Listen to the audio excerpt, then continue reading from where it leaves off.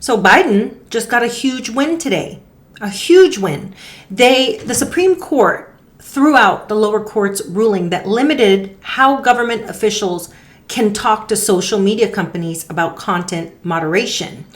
Now, the Supreme Court said that the people and states who sued had no proof that the government forced social media companies like Twitter and Facebook to censor content. Now, this is talking about content that gets suppressed. I mean, I could think of so much content that gets suppressed, especially during election season.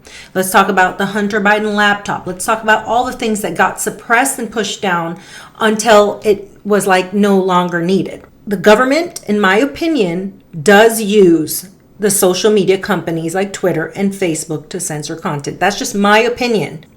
This is saying otherwise. Justice Amy Coney Barrett wrote the decision and pointed out that the lower courts got the facts wrong. They just got it wrong. For example, there was a claim that the White House pressured Twitter, but in reality, a White House official only asked. They just said, can you take down a fake account pretending to be Biden's granddaughter? And I would imagine if you get something like that from the White House, you would do it.